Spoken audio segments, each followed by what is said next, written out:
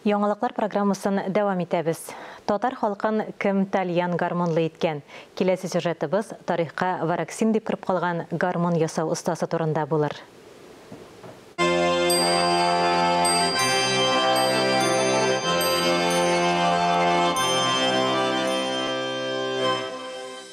Моң. Сүз белән аңлатып булмаслык күңел халәте. Кешенең җаны диләр аны. Җырмың безгә яшәргә булыша. Тормышыбызны җиңеләйтә, эчке дөньябызны чист тарта, рухыбызны күтәрә. Безне юкка чыгудан шул моң саклый. Әмма без шул моңны булдыруга, аны баетуга өлеш керткәннәрнең үзләрен дә хәтердә сакларга, барлап торырга бурычлыдыр. Бүгенге сүзебез онытыла язган шундый шәхесләребезнең берсе, татарны тальян гармонлы иткән Михаил Вараксин турында. Татар язучысы Максим Глуховның гармон остасы турында язарга алынуының бер хикмәте бар. Аның үзе әтисе дә Казанда гармон ясаучыларның берсе була. Язучының хикәяләвеннән аңлашылганча, Киров өлкәсендәге Вараксин авылының уңдырышсыз туфрагы анда яшәүче крестьяннарны тормыш итүнең башка чараларын табарга мәҗбүр итә. Безнең героебыз Михаил Вараксинның бабасы да ничарадан бишара моңарчы ишетеп кенә белгән гармон ясаучысына алына. Тамак туйдырырлык акча эшләү җаен тапканнан соң буш кәүзенең улларын да өйрәтә. Көннәрдән бер көнне аның әтисе янына Йосыф исемле татар кешесе килеп керә. Һәм култык астындагы гармонын татарлар җырларлык итеп үзгәртүен үтенә. Узак уйланып җиргәннән соң ул татар авылларына чыгып китә. Уста шул рәвешле аларның җырлау һәм башкару үзенчәлекләрен күңеленә сеңдергәндер, йөрәге аша үткәргәндер. Регистр белән бөтен стада эшләй алмый. Регистрның технологиясының четерекле, яхшы итеп эшләмәсәң, аннан һава йөри, ул гармонның сыйфатын югалта.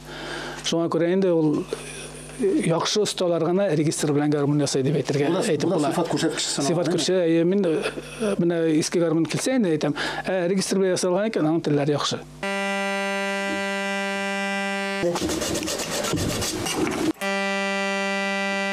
Бер ялгызына алтын куллыстада әллән ерак китә алмый. Гармон ясау бик тә четерекле, вак һәм вакыт сорый торган эш. Моны яхшы аңлаган Михаилның Казанда үз гармоннарын күпләп җитештерә торган фабрикада үзе шикелле сталар белән кулга-кул тотышып, нәтиҗәләр эшлисе килгәндер. Моңарчы әртил булып эшләгән гармон сталарына нигезләнеп, Казанда 1934 елның 27 гыйнварында гармон фабрикасы эшли башлый. Бу инде Михаилның әтисеннән калган хыялның тормышка ашуы дигән сүз. Әмма биегебез Тукай әйткәнчә, бармыни бездә гомумән кеше кадерен белү. Татар гармонын ясаган останы эшне белеп бетермәүче белгеч дигән шикаятка таянып фабрикадан куалар. Мин гармонсыз ни эшлим дип, инәлеп күпме генә җаваплы кешеләрнең ишекләрен кагып карамый ул вакытта Михаил Вараксин. Ләкин ул ярдәмне алардан түгел, үзе дә Казан гармон фабрикасыннан план кууга каршы чыккан өчен эштән җибәрелгән икенче бер гармон остасы Александр Сметаниннан ала. Тормыш дәвам итә. Бездә исталарда кирәк бу тормышта, дип аның төшенкелеккә бирелгән күңелен юатып, яңадан гармон ясарга күндерә ул Вараксинны. Шуннан да кирәк икән бит аның өендә ясаган гармоннары халыкка. Әнә нинди шәхесләр килеп мактый аның Вараксиннарын. Салих Сәйдәшев үзе күңеле булганчы Михаил ясаган гармоннарда уйнаганнан соң булай дигән. Мин ишраклыгына бер сукыр татар картының синең гармоныңда эздерүенә мөкиббән китмәгән булсам, көйләр дә язмаган булыр идем. Ничекләр ясыйсың син бу гаҗәеп гармоннарыңны? Күрәсең, бер төрлерәк язмышка дучар ителгән кешеләр шулай бер-берсенә тартыла торгандыр.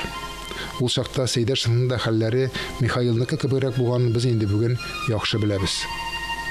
Композитор иҗатташының рухын күтәрү өчен Вараксинга Камал театрында куелган легендар Зәңгәршәл, Казан сөлгесе кебек спектакльләрдә уйнау өчен данлыклы гармоннарын ясау өчен оештыра. Тамашачылар бәлки барысы да белеп тә бетермәгәндер сәхнәдә кем гармонда уйнаганнарын. Ләкин бит нәкъ менә аның инструменты, аның дусты Салих Сәйдәшевнең сәнгать әсәрләрен йөрәккә үткәрергә ярдәм итә. Вараксинлы булу вакытына ирешүчеләр аз булмагандыр дип уйларга кирәк. Белгән кешеләр Татарстанда башланып киткән Уйнагыз гармоннар фестивалендә катнашучыларның иң данлыклылары нәкъ менә Вараксинның үз кулы белән ясалган гармоннарда уйнаганын раслый. Аларны Михаил Дмитриевич үзе дә шатланып күзәткәндер дип уйларга кирәк. Димәк, гомере заяга узмаган. Данлыклы вараксиннары булганнар гармунга тормыш тәртистәү өчен оста эзләгәндә Айрат Харисовка килми хәлләре юк. Айрат абый, Нинди гармун алып келдиң? Сезгә менә үземнең шатлыгым белән уртаклашасым килгән иде. Айрат абый, шин Вараксин, Михаил Вараксин гармунын Яхшы. Насыйп булды. Без дә вараксинлы татарларны шул Айрат аша таптык. Чөнки ул татар дөньясында бердән-бер диярлек гармон ясау һәм төзәтү остасы санала. Безнең бәхеткә аны татарга тальянсыз яшәргә ярамаганын аңлаган Татарстан президенты Рөстәм Миңнеханов үзе Казанга махсус чакыртып алды. Безнең гармунның жаны, бүтән йөрәге әйтергә кирәк, ул инде аны телләре. Кулдан ясалган телләр инде. Элек осталар барсы да җиздән тапап, телләрне үз куллары белән ясаганнар, үзләре киләгәннәр инде. Шуңа күрә ул төрле тональностьта булса да инде менә останың мин гармунның телен ачып карасам, әйтергә була, бу ниндирәк оста, аның кулы ябышып беткәнме бу эшкә. Михаил Вараксинның тальяннары бүгендә исән. Аларны хәзер татарлар үзләре ясый инде. Михаил шикелле үк 14 яшендә беренче гармунын ясаган Җидияр Мөхәйяровның да тальяннары, баяннары тамгалы, димәк данлыклы. Бу мөгъҗизалы эшкә Җидияр агадан өйрәнгән Айрат Харисовның да җиз телле тальяннары тамгалы. Шул тамгалы гармуннарның кадерен белүче, барлап торучы дамирларыбыз, шул дамирларның тальянга гашык укучылары бар шикер. Димәк, татар күңеленә Вараксин дип кирип калган тальян гармун безне халык итеп тотуда һаман да үз урынын били дигән сүз. Ә безгә бу тальянның чишмә башында татар җанлы урыс Михаил Дмитриевич Вараксин торганлыгын онытмаска, һич чыгу ул ясаган тальян гармунына һәйкәл итеп бастырасы гына кала.